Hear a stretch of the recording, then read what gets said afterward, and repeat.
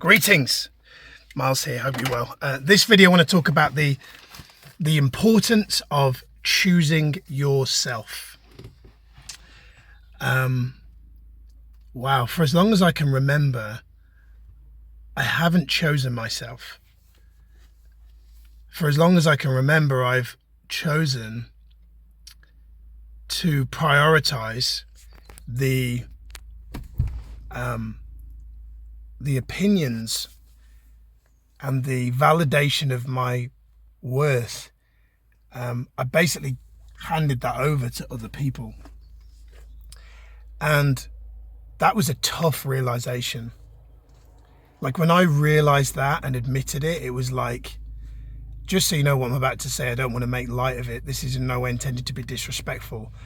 But what I fantasize, like when somebody admits that they're an alcoholic, or they admit that they're addicted to something, or they admit that they've committed a crime and their unconscious mind has denied it for like so long, it kind of feels like, I imagine like that might feel like on one hand a weight is lifted, but on the other hand it feels like you're emotionally naked and vulnerable to like attack. Like somebody's gonna just like attack me for that, right? And I'm also really sensitive to the fact that I recognize a lot of that stems back to childhood and, you know, growing up without a father and a mum that was really emotionally unavailable. And I notice every time I say that in a video, I'm still very sensitive to the fact that my mum, even now, like, has a tendency to go into victim, right? Like she's very unconscious. And so like if she heard this video, like it would make her feel bad about herself. She wouldn't be able to recognize that it's all just thinking and thoughts, and it's not about blaming and pointing the finger. It's about me recognizing things within myself which link to another human being, and I'm taking responsibility for my behaviors and my actions and how they've manifested in certain experiences maybe that have been kind of less than optimal. Instead, she'll kind of go into like a story of like shame and guilt and all that kind of stuff. So I'm always very sensitive to that. So I won't talk about that bit too much, right? Because it's also not about her, it's about me, right? And what I've learned is that the longer that you have your sense of identity kind of intrinsically interwoven into the need for validation and approval from others, like if that's the primary reason for doing something, like you'll never have fulfillment. So like years ago I used to make these videos. I used to do them every day. Miles is motivation, right? And they were like really high energy and they were really intense, and looking back on reflection, the intensity was like me kind of putting a mask on and a persona that I felt that social media wanted, right? And I remember someone years ago, and I heard it, but it didn't land and resonate. A good friend of mine called Mark Silverman said, I really enjoy your videos, but I'd love to see a different side of you, like a different energy. And I remember, because I probably was modeling, who was I modeling when I was doing those videos? I don't know, but I probably was thinking about like a Tony Robbins like archetype of like warrior. You know, Tony's very warrior. And those videos were probably because I was ashamed of my masculinity. So instead of being like what I perceive to be a really grounded masculinity, which is for me grounded masculinity, and just so you know, when I talk about masculinity and femininity, I'm not talking about male and female. I'm saying we both have those energy systems, but like the masculinity is like grounded and really assured. Because I wasn't assured, I had to like pump myself up, right, to create a mask of assurance that wasn't real. And then I'd finish the video and feel exhausted because I'd put on this mask, and now I was able to take it off, right? And ultimately, like, and this is a bit of a rabbit hole, but I recognize now, and I was listening to this, I was listening to a podcast around like shadow work and stuff, but I recognize that often our inability to validate self is because there is a part of us that we're ashamed of. So like my masculinity was a part I was afraid of, because my mum was very masculine, but not like in a good way. And I never saw any femininity. So I had to choose one. And so I chose the feminine, because whenever I went into my masculine, it created conflict. Like there was always arguments and tension with my mum when I was in my masculine.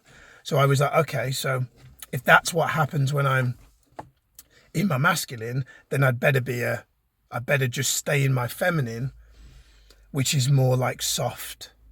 And for me was like being a pleaser, right? Just kind of wanting to please and just do as I'm told. And so as a result, that led to me like seeking kind of mentors that were in their masculine, that I perceived to be were doing it well. And they, in many respects, were, because they didn't give excuse my French, but they didn't give a F about what people thought of them, or so I perceived. So I would like invest in mentors, like either in monetary terms or just want to be around them. One, because they were healthy representations through my lens of masculinity. And two, because they represented a missing father piece for me. So like they helped to fill that kind of void. But even with those missing pieces filled, like the mentors to become the dads, I was never fulfilled, because I was just still being in the feminine to those mentors. So they were healthier representations of my mum and or my dad that wasn't there, but I was still in the please make me feel enough, like please validate me, please make me feel like I am worthy, right? And so that obviously affected all my relationships, and I always had friendship problems, and relationships would break down, and I'd attract women that were wrong for me, like really super masculine iterations of my mum. And then, you know, when I got with Sati, that kind of still kept playing out. And Sati became, interestingly, Sati was very feminine when we got together, but then she became more masculine over time. And it's only like, it was like a few years ago when I started having really intense therapy and shadow work, that I started to really drop into my masculine, and all of a sudden she became really feminine again. It's fascinating how this works. Like she had her energetic system, all of a sudden she was like, oh, I can be female again, because Miles is being masculine. Powerful stuff. By the way, if you've never had like any inner child work or therapy, or done any inner child meditations or shadow work or anything like that, highly recommend it. Really, really powerful stuff. I might share some links to some stuff in there underneath. So ultimately, the only real long-term sustainable route to happiness and fulfillment is you've got to internally validate yourself. Like you have to.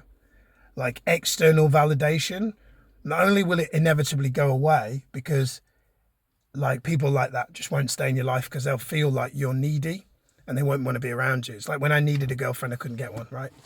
And then when I instead started working on myself, all of a sudden I started to get attracted. I became attractive to the opposite sex without needing it, right?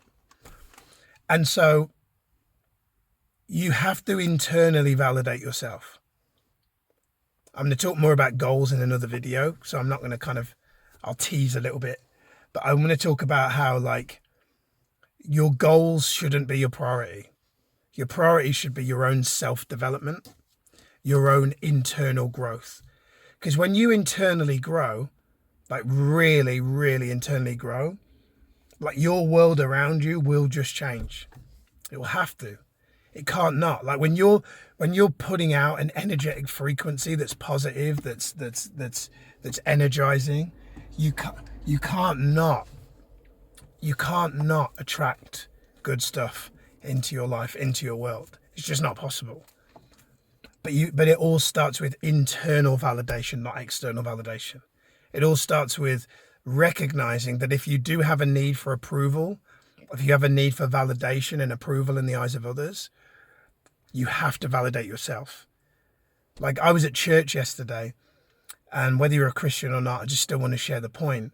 There was a really deep part of the service where I closed my eyes and had a really strong visual of God with his hands on my inner child's shoulders. And he was handing him over to me and he said, you need to look after him. And I was literally like crying my eyes out. Like I was literally crying my eyes out in church yesterday. And it was so powerful. And like whether you're religious or not, I do truly believe that inside of you, you have an inner child and you have to look after it. Nobody else can do that for you. You have to do it for yourself. And if you don't do it for yourself, then you'll always feel like something's missing. But when you do it for yourself, all of a sudden you'll be able to create things, not from a place of neediness, but from a place of like, just because it's fun. And you'll also you'll feel different. You'll just feel better because you'll know that you're not living life from a place of lack. You're living life from a place of like abundance and gratitude, and that you're enough, because you are. You're enough, right? Hope you know that. Peace out. That's it from me. I'm feeling this video. Just so you know, when I do these videos, I'm doing them more for me than I am for you. What I mean by that is I'm a big believer that when you speak things out that you need, often their messages are more for yourself than they are for anybody else. So hope you've enjoyed this one. Feel free to share it, and see you soon. God bless.